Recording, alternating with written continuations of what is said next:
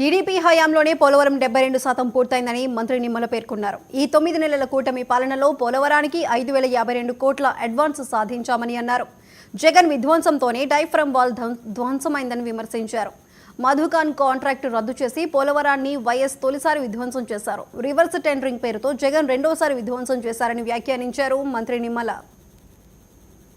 మధుకాన్ ఏజెన్సీని రద్దు చేసి స్వార్థ రాజకీయాల కోసం ఆ రోజు నిర్మాణం ఆలస్యమైంది, ఖర్చు అధికంగా అయింది. ఆ రకంగా మొదటి విధ్వంసం ఆ రోజు వైఎస్ రాజశేఖర రెడ్డి పోలవరానికి చేసినటువంటి పరిస్థితి.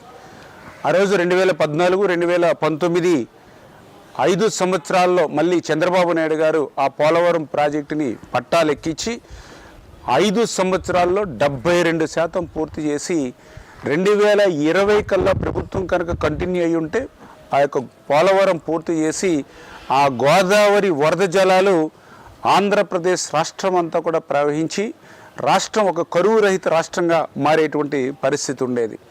దురదృష్టం 2019లో జగన్మోహన్ రెడ్డి ప్రభుత్వం వచ్చి రివర్స్ టెండరింగ్ అని పేరు చెప్పి 18 నెలలు ఆ పోలవరం దగ్గర ఏజెన్సీ లేకుండా చేసి, పోలవరం దగ్గర అధికారులు లేకుండా చేసి 2020 ఆగస్టులో వచ్చినటువంటి వరదలకు ఆ డయాఫ్రమ్ వాలే మరి ధ్వంసం అయిపోయినటువంటి పరిస్థితిలో పోలవరాన్ని ప్రశ్నార్థకం చేసినటువంటి వ్యక్తి జగన్మోహన్ రెడ్డి కాదా అని చెప్పి ఈ సభాపూర్వకంగా మీ అందరినీ కూడా అడుగుతున్నా.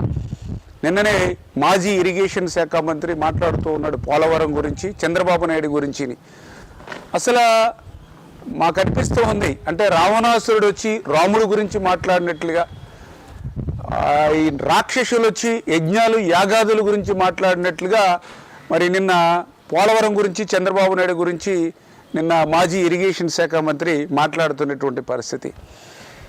అయ్యా మాజీ ఇరిగేషన్ శాఖ మంత్రి గారు మరి చాలా క్లియర్గా, ఎందుకంటే ఆ పోలవరం గురించి మీరు గతంలో ఏం మాట్లాడారు? ఏదైతే డయాఫ్రమ్ వాల్ అనేది పోలవరం ప్రాజెక్టుకే కాదు, బక్రా నంగలకు ఉంటుంది, శ్రీశైలంకి ఉంటుంది, నాగార్జున సాగర్కి ఉంటుంది, అన్ని ప్రాజెక్టులకి కూడా డయాఫ్రమ్ వాల్ ఉంటుందని చెప్పినటువంటి మహానుభావులు మీరు. అంటే తెలియకపోతే తప్పేమీ కాదు, కానీ తెలుసుకుని మాట్లాడకపోవడం అనేది బాధ్యత రాహిత్యము. అంటే పోలవరం మీద ఆ మాత్రం కూడా సమయం పెట్టేటువంటి పరిస్థితి లేనిటువంటి వ్యక్తికి ఈరోజు మీరు పోలవరం గురించి మాట్లాడడం. ఆ రోజు ఏం మాట్లాడారు మీరు?